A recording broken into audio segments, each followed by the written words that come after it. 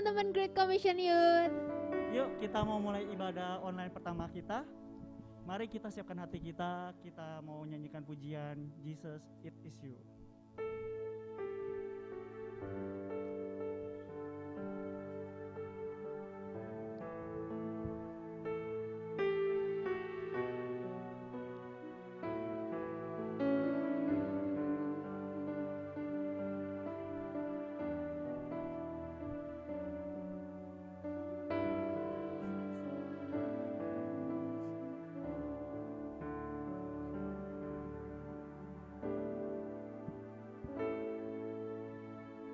Who make the sun to rise and bring the earth alive in every being, Jesus, it is you. Who turns the day to night and watches me as I begin to dream, Jesus, it is you. Who brings me food from my table? Who cares for all of my needs? Who walks the road with me, has walked with me through all that I have been? Jesus, it is you. Jesus, it is you.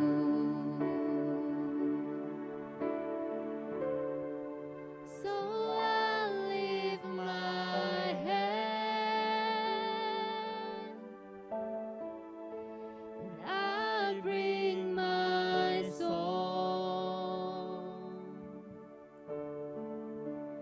All of my days, all of my right, all of my wrong, I over my life, here and beyond,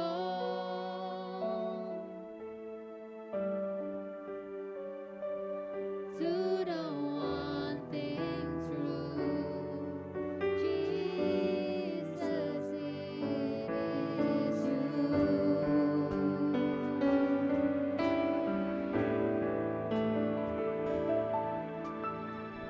Who sees my brokenness and carries me when I'm frail and weak, Jesus, it is you. Who tells the storm to rest when I am overwhelmed and cannot speak, Jesus, it is you.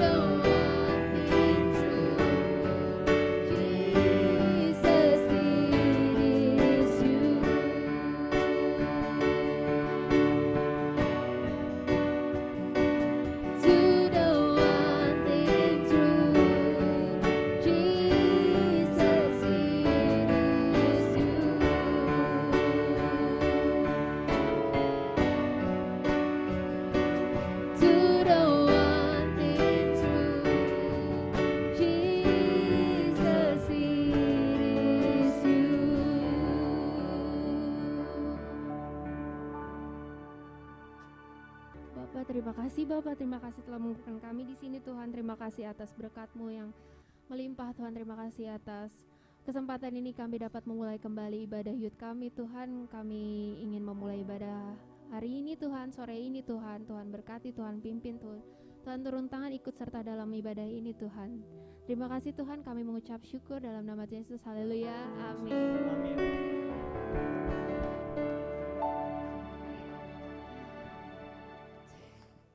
Oke, kita mau mengatakan Tuhan Yesus itu Allah sumber kuat kami. Yes. Tak ada yang lain selain Tuhan Yesus. Amin.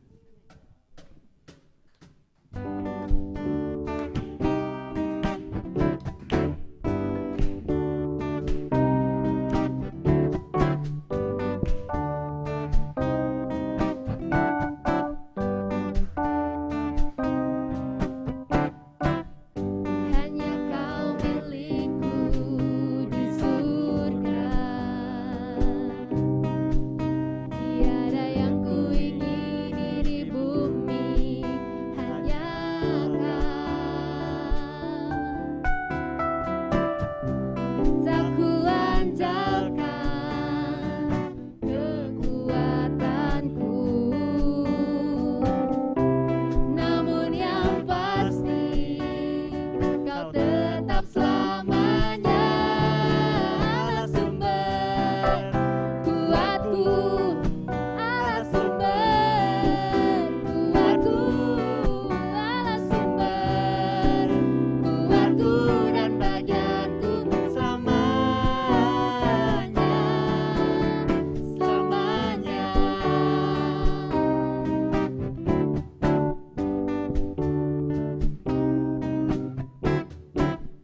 Hanya Kau milikku di surga. Tiada yang kuingini di bumi, hanya Kau. Tak kuandalkan kekuatanku,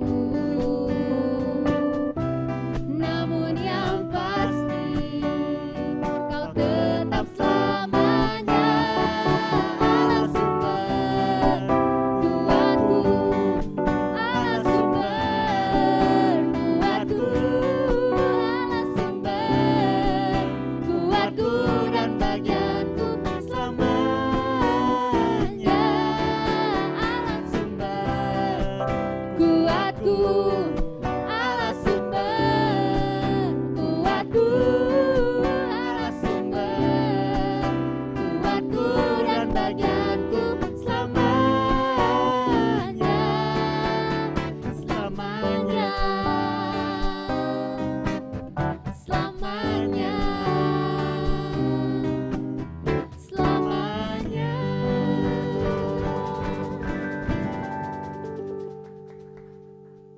Ya, kita mau lanjutkan, kita mau katakan Allah sanggup menaklukkan segalanya, Allah sanggup Yes. melakukan semuanya.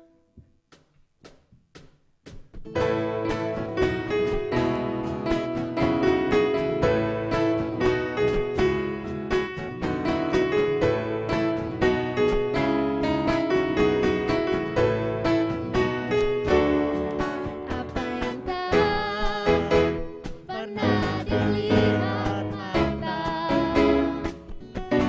yang tak pernah didengar telinga,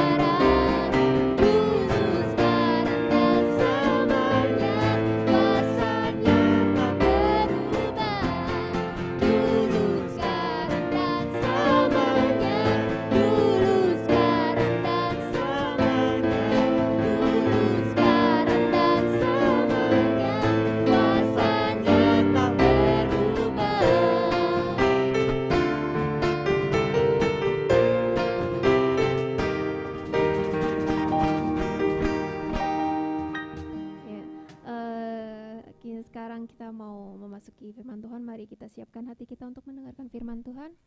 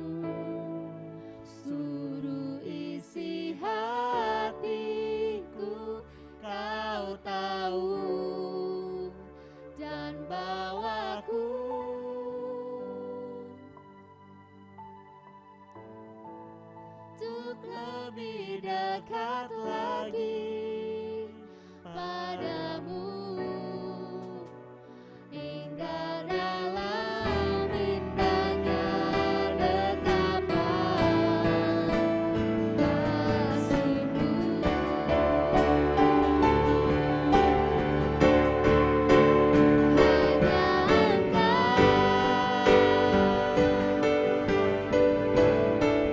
Pribadi yang mengenal hatiku,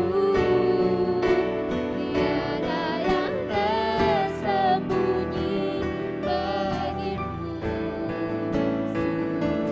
Seisi hatiku Kau tahu, dan bawaku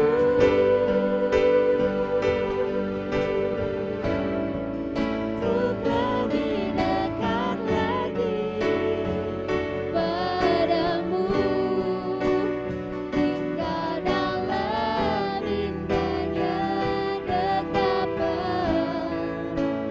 kasih-Mu.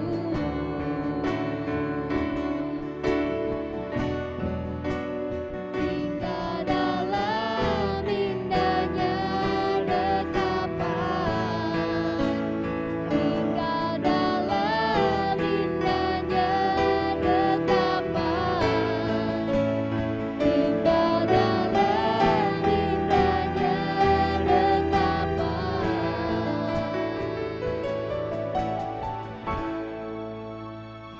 kasih-Mu.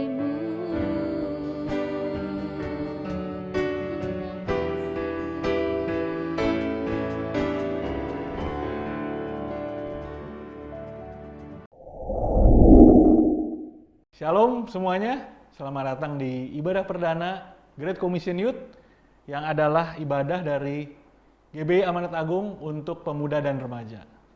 Selamat datang semuanya, kita akan mulai hari ini, kita belajar firman Tuhan tentang kejujuran.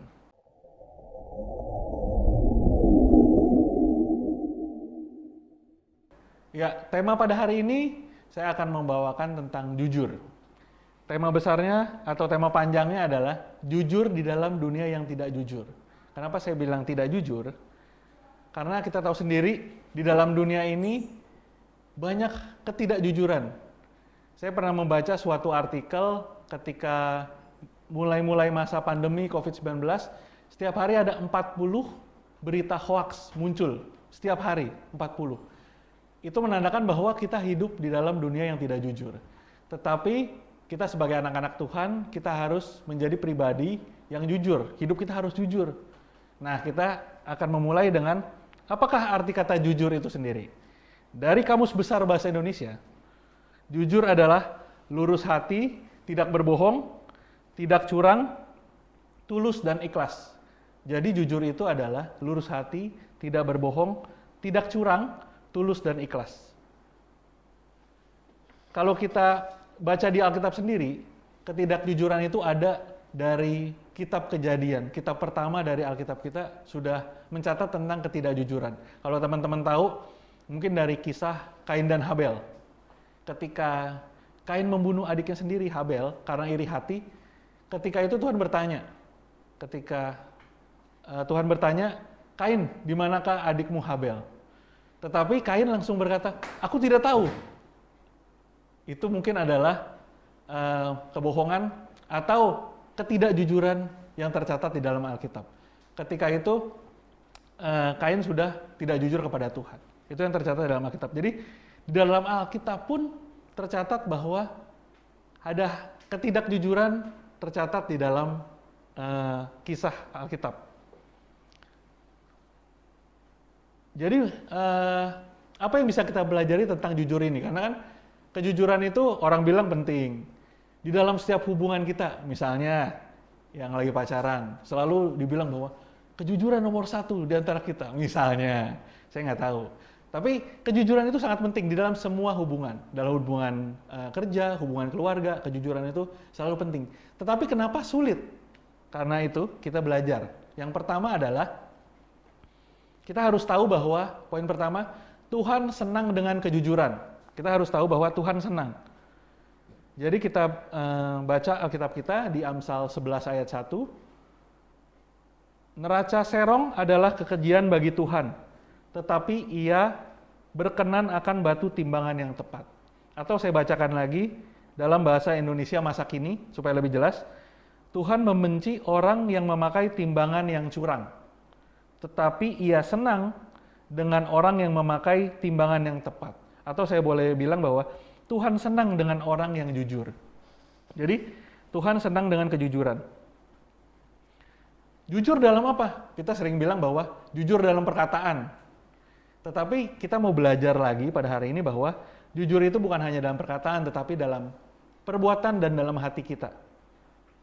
Kenapa harus dalam hati kita mulai? Karena Tuhan mengetahui pikiran dan setiap perbuatan kita, bahkan di tempat tersembunyi sekalipun. Ada sebuah cerita tentang seorang ayah dan anak. Mereka pergi ke sebuah toko. Mereka belanja di situ. Setelah mereka belanja, mereka pulang. Mereka bayar maksudnya. Mereka sudah bayar, mereka sudah menerima barangnya, mereka pulang. Ketika mereka pulang sampai di rumah, sang ayah melihat, mengecek semua belanjaan dan bon, apakah sudah sesuai. Tiba-tiba ayah ini bilang ke anaknya, "Nak, saya harus balik lagi ke tempat toko tadi." Buru-buru, ayahnya buru-buru, si anak belum bertanya kenapa. Akhirnya si ayah pergi ke sana, gak berapa lama ayahnya pulang kembali. Terus anaknya bertanya, "Ayah, kenapa ayah kembali lagi ke toko itu?" Terus ayahnya bilang bahwa toko itu belum mencatat suatu barang di dalam bon itu. Jadi ayahnya ini belum bayar satu barang. Terus si anak ini bilang bahwa barang itu apa ya? Ya nggak seberapa, cuman ini barangnya. Disebutkan barang yang tidak terlalu mahal, yang murah. Terus si anak bilang, "Kenapa ayah kembali lagi ke tempat itu? Bukannya..." Dia pun mungkin tidak tahu. Mungkin aku pun nggak tahu kalau papa nggak bilang, cuman papa yang tahu. Terus si ayah bilang ini, bahwa memang kamu nggak tahu, memang mungkin pemilik toko nggak tahu, tukang di toko nggak tahu, tapi saya tahu. Jadi ayah itu tahu bahwa dia harus jujur. Dan ayah ini bilang bahwa, dan yang terpenting adalah Tuhan tahu. Dia bilang, jadi bukan masalah orang lain tahu, tetapi Tuhan tahu setiap perbuatan kita. Jadi kita bisa belajar bahwa Tuhan senang dengan orang yang jujur, tetapi kejujuran itu harus kita lakukan bahkan di tempat tersembunyi sekalipun. Orang lain gak lihat, mungkin kita cuma tahu, cuman kita sendiri yang tahu, tetapi Tuhan pun juga tahu. Kita lanjut ke dalam poin yang kedua, apa yang kita bisa belajar dari kejujuran adalah kejujuran dalam ketulusan. Jadi jujur dan tulus adalah dua hal yang tidak bisa dipisahkan, tetapi kadang dilupakan. Kadang tentang ketulusan ini sering dilupakan. Ada ayatnya di Amsal 11 ayat 3. Saya bacakan, "Orang yang jujur dipimpin oleh ketulusannya, tetapi pengkhianat dirusak oleh kecurangannya." Jadi orang yang jujur dipimpin oleh ketulusannya. Jadi setiap kejujuran kita harus disertai dengan rasa tulus. Apa sih artinya? Kalau mungkin kita bilang ketulusan itu sulit,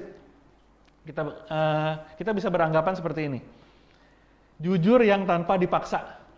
Terkadang kita jujur karena sudah terdesak. Kita sudah nggak bisa bohong.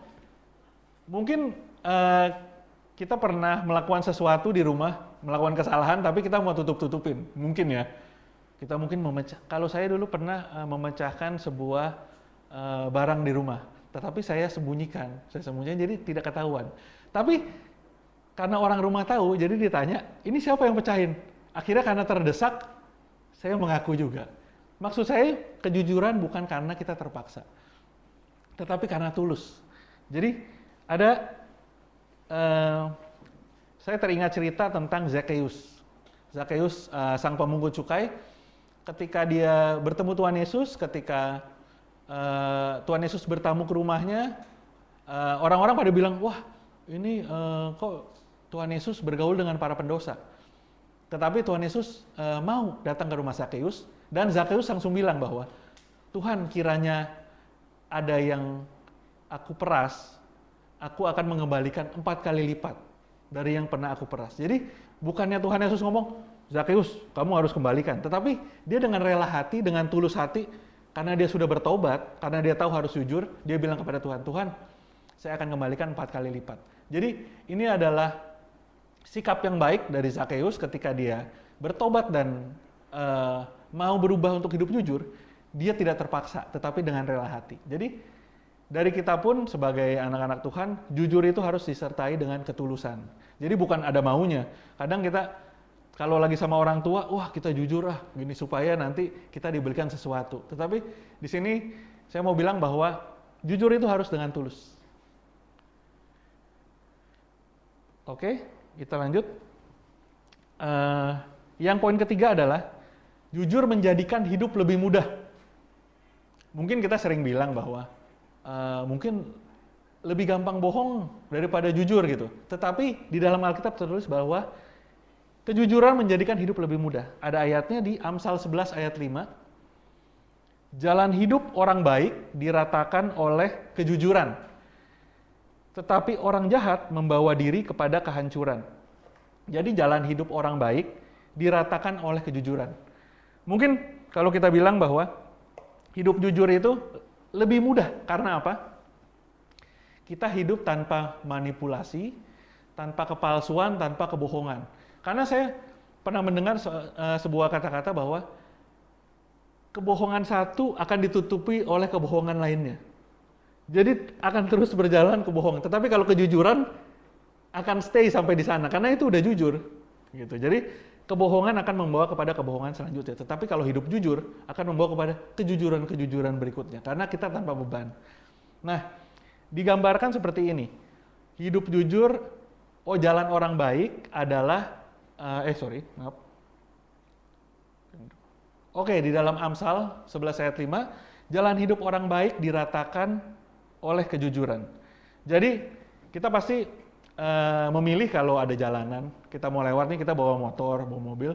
Ketika ada jalanan rusak di sebelah kanan kita atau jalan yang rata di sebelah kiri kita, kita pasti pilih jalan yang rata, yang kiri, gitu ya dong. Jadi nggak mungkin kita pilih jalan yang rusak. Tetapi ironinya adalah kita sebagai manusia lebih pengen jalan yang bohong, jalan yang rusak ini. Tetapi Alkitab bilang pada saat ini bahwa diingatkan bahwa jujur itu meratakan jalan kita. Saya pernah ingat ketika pelayanan di Mentawai, pada saat itu naik motor. Jadi bisa naik motor, bisa naik boat ya. Jadi waktu pada saat itu naik motor, saya juga nggak tahu kenapa, tetapi naik motor. Jadi jalan Mentawai itu ada yang rata, ada yang bergelombang, ada yang lubang-lubang besar. Nah, ketika kita melewati jalan yang rusak, itu sangat sulit. Kebetulan saya dibonceng, jadi ketika jalan yang sulit itu saya mesti turun dulu. Saya mesti jalan, akhirnya motor itu lewat, jalan yang rusak, baru saya naik lagi pada saat jalan yang rata. Maksud saya adalah, kita pada saat melewati jalan yang rusak itu sulit sekali untuk melewatinya. Karena banyak halangan, banyak gelombang dan rintangan. Tetapi ketika melewati jalan yang rusak itu, melihat, wah ada jalan rata di depan. Kita excited, wah enak banget nih, bisa istirahat sebentar di motor. Maksudnya nggak usah pegangan kenceng-kenceng atau nggak usah jalan. Jadi mungkin dapat gambaran bahwa ya kejujuran itu bisa membuat jalan kita semakin rata, semakin mudah. Hidup kita nggak semakin susah. Mungkin kalau di saat ini mungkin kita ada menemui jalan yang sulit dalam hidup kita, mungkin kita masih belum menempatkan kejujuran di dalam kehidupan kita. Mungkin itu menjadi introspeksi diri kita masing-masing, apakah kita sudah hidup jujur atau kita masih hidup dalam ketidakjujuran.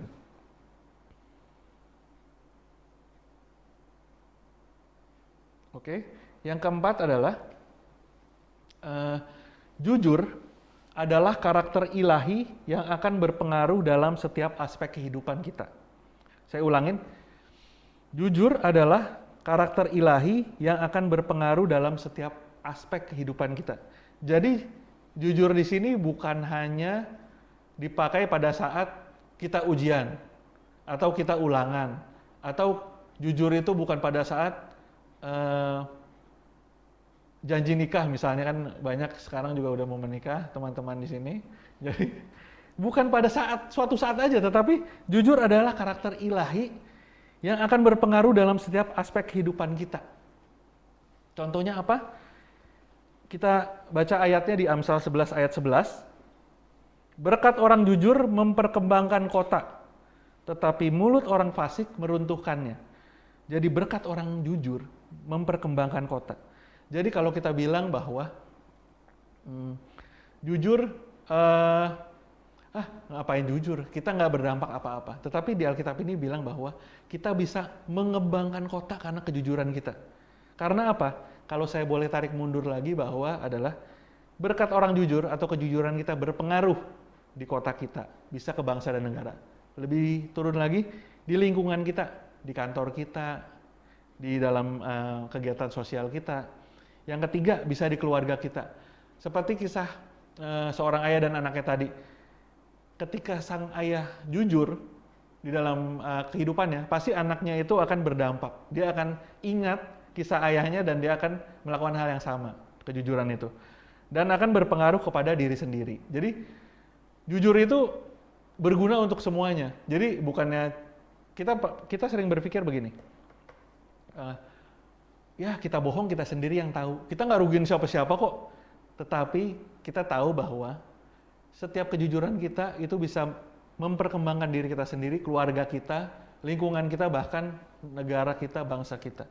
Jadi ada suatu kata-kata mutiara dari Warren Buffett. Dia adalah salah satu orang terkaya di dunia. Dia bilang begini, kejujuran adalah hadiah yang sangat mahal. Jangan mengharapkannya dari orang yang murahan. Jadi kejujuran itu adalah hadiah, bahkan hadiah yang sangat mahal. Jadi mungkin kalau kita berpikir bilang bahwa saya nggak dapat kejujuran dari orang lain. Saya nggak pernah nih, kayaknya saya hidupnya kayaknya ditipu terus, dibohongi terus gitu. Tetapi saya mau bilang bahwa kita bisa menjadi jujur dan kita bisa memberikan itu kepada orang lain sebagai hadiah. Jadi kita nggak tunggu orang lain untuk jujur sama kita, tetapi kita memberikan kejujuran kita kepada semua orang yang kita temui. Keluarga kita, lingkungan kita, kota kita, setiap pekerjaan kita, sekolah kita, lingkungan kita. Oke. Jujur juga diperlukan di dalam membina hubungan di dalam setiap hubungan kita. Kalau kita lihat bahwa seperti yang tadi saya bilang, di dalam hubungan pacaran harus ada kejujuran. Banyak mungkin pacaran yang putus karena dia berbohong sama saya, ternyata dia nggak jujur. Ternyata dia nggak jujur dalam kehidupannya. Itu bisa membuat hubungan menjadi rusak. Atau di dalam pertemanan pun juga bisa. Ketika kita berbohong kepada teman, ketika kita tidak jujur pada teman kita bisa. Atau di dalam pekerjaan, mungkin di teman-teman kita udah bekerja, di dalam kerja juga tidak jujur, usaha juga tidak jujur, kita tipu sana, tipu sini. Tetapi setiap hubungan yang dibangun harus berlandaskan kejujuran. Dan yang terpenting adalah, dan ini paling penting, bahwa hubungan kita dengan Tuhan harus ada kejujuran. Jadi seperti kisah Kain dan Habel yang pertama tadi, kita lihat bahwa Kain tidak jujur kepada Tuhan. Mungkin kalau saja dia jujur, mungkin Tuhan akan mengampuni dan lain ceritanya mungkin dari yang kita tahu. Tetapi dia nggak jujur. Jadi itu sebagai pengingat buat kita juga bahwa kita harus jujur berhubungan dengan Tuhan. Jujur seperti apa sih? Kita kan sama Tuhan pasti jujur ya. Tapi saya mau bilang begini, mungkin kita nggak sadar kita nggak jujur. Seperti misalnya kita seperti bersikap sok kuat. Kalau orang bilang berlaga sok kuat depan Tuhan. Tuhan, saya kuat kok, ini saya bisa nahan beban ini sendiri. Tetapi Tuhan mau kita datang dengan kejujuran bahwa Tuhan, saya nggak mampu, Tuhan, saya perlu pertolonganmu gitu. Seperti itu. Jadi Tuhan pun merindukan, Tuhan senang dengan kejujuran kita. Jadi saya mau dorong kita untuk di dalam setiap hubungan kita mengutamakan kejujuran, dan kepada Tuhan pun kita belajar untuk hidup jujur dalam doa dan pengharapan kita. Oke, ada sebuah ilustrasi. Pada suatu hari sebuah pimpinan perusahaan yang sudah tua umurnya, dia berencana untuk, saya harus mencari pengganti pemimpin perusahaan di perusahaan dia. Jadi dia berpikir, dia cari ide, akhirnya dia menemukan suatu ide. Oh, bagus idenya. Lalu dia mengumpulkan semua pemimpin-pemimpin muda di dalam perusahaannya. Dia kumpulin begitu banyak orang. Oke, saya akan memberikan pengumuman bahwa saya akan pensiun. Tapi saya akan mencari pemimpin perusahaan untuk menggantikan saya. Wah, pemimpin-pemimpin muda ini pada bersemangat karena wah, ini posisi yang diidam-idamkan oleh semua orang di perusahaan itu. Saya mempunyai suatu cara untuk memilih pemimpin yang akan menggantikan saya. Dia bilang itu. Jadi dia bilang, setahun dari sekarang saya akan memilih pemimpin itu. Tetapi ada caranya, ada aturannya, dia bilang. Jadi saya akan memberikan kalian semua satu benih yang akan kalian tanam dan akan kalian rawat selama 1 tahun. Pemimpin perusahaan yang sudah tua itu bilang begitu. Terus para karyawan juga bilang bahwa kayaknya gampang deh, cuman kita rawat tanamannya. Terus setahun dari sekarang kalian akan datang ke tempat ini lagi membawa tanaman kalian. Kalian rawat, nanti saya akan menilai dari tanaman-tanaman kalian. Wah, semua pada datang mengambil semua benih satu persatu. Satu orang satu benih. Ada satu karyawan atau pemimpin perusahaan yang masih muda bernama John, sebutlah John. John ini mengambil satu benih. Dia sangat semangat, wah ini nih saya akan rawat benih ini di rumah. Akhirnya dia beli pot yang kecil, dia tanam, dia beli tanah, dia tanam benih itu. Disirami setiap hari, udah seminggu disirami, tetapi kok dia nggak melihat sesuatu yang tumbuh di tempat itu. Dia lihat, oh oke, mungkin nanti sebulan depan kali. Akhirnya dirawat, dikasih air, dikasih pupuk, dikasih sinar matahari yang cukup, tetapi nggak tumbuh juga. Tetapi dia tetap setia, dia tetap menyirami benih itu. Akhirnya sampailah pada 1 tahun. 1 tahun tepat dia harus membawa tanaman itu. Pemimpin yang perusahaan yang sudah tua ini berkata bahwa iya, hari ini tepat untuk kalian membawa semua tanaman itu. Akhirnya semua orang datang, semua karyawan itu datang dan membawa tanaman mereka masing-masing. Akhirnya pemimpin yang sudah tua itu menyuruh untuk para karyawan, pemimpin muda-muda ini untuk berdiri di belakang tanamannya untuk dinilai sama dia. Akhirnya dia keliling. Si John ini kaget karena dia lihat hanya tanaman dia saja yang tidak tumbuh, yang lain tumbuh. Dan dia melihat teman-teman sekerjanya bilang, ih nggak tumbuh, dia dipermalukan. Karena dia sendiri yang tidak tumbuh, dia kaget. Akhirnya dia lebih takut lagi ketika pemimpin yang tua ini berjalan dan melihat semua hasil tanamannya termasuk tanaman dia. Akhirnya pemimpin perusahaannya sudah tua itu selesai untuk berkeliling, akhirnya dia duduk, dia bilang, oke, saya sudah menemukan siapa yang akan menggantikan saya. Dia bilang gitu. Akhirnya dia bilang, oke, semuanya boleh duduk kecuali John. John deg-degan, kenapa saya yang harus berdiri nih? Dia takut, akhirnya semua yang lain duduk, terus pemimpin perusahaan ini bilang bahwa saya sudah menemukan siapa yang layak menggantikan saya, yaitu John. Perkenalkan pemimpin perusahaan baru di tempat ini. Semua kaget, kenapa pemimpin perusahaan ini memilih orang yang tanamannya tidak tumbuh? Ternyata pemimpin perusahaan ini bilang bahwa pada setahun yang lalu saya memberikan kalian benih. Betul. Tapi benih itu sayangnya adalah benih yang mati.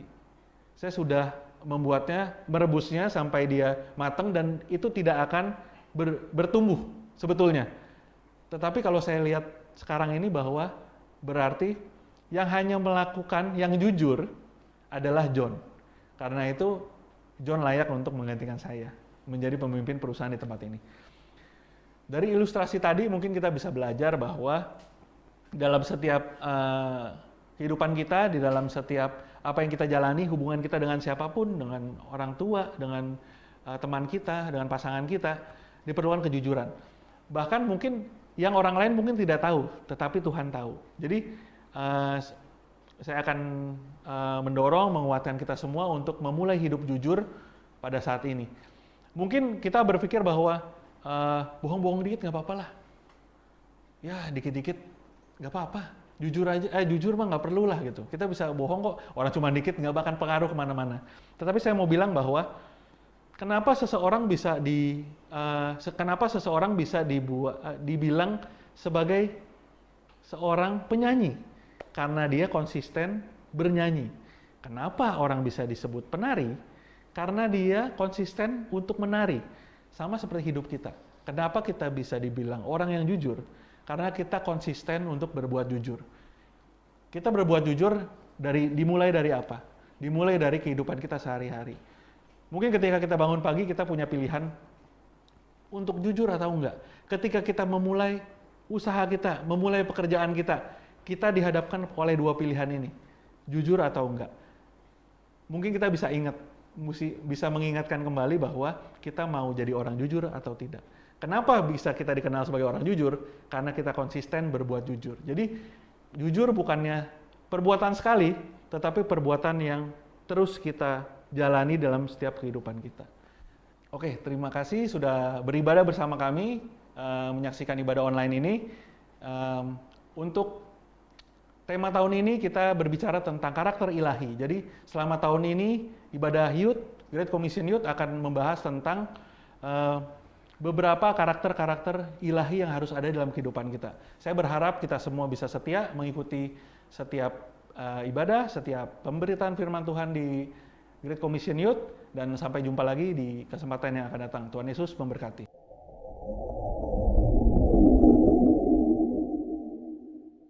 Mari kita bersatu dalam doa. Tuhan Yesus, terima kasih Tuhan untuk kesempatan pada hari ini kami dapat mendengarkan firman-Mu, kami dapat belajar firman-Mu tentang Tuhan, tentang kejujuran Tuhan di dalam kehidupan kami. Tuhan, biarkan benih firman ini Tuhan dapat bertumbuh dalam hati kami, sehingga kami terus dapat belajar mempraktekkan, belajar mengaplikasikan Tuhan setiap firman Tuhan yang kami dengar di dalam kehidupan kami. Terima kasih Tuhan Yesus, kami juga berdoa Tuhan Yesus untuk ibadah-ibadah kami selanjutnya, biarkan kami terus dapat belajar setia Tuhan, dapat belajar setiap karakter ilahi Tuhan di dalam setiap ibadah kami. Juga kami berdoa Tuhan supaya kami dapat menjadi prajurit yang jujur, prajurit yang baik dalam Kristus Yesus Tuhan. Terima kasih Tuhan Yesus, kami naikkan doa kami dalam nama Tuhan Yesus Kristus, penebus kami yang hidup. Kami sudah berdoa dan bersyukur. Haleluya, amin.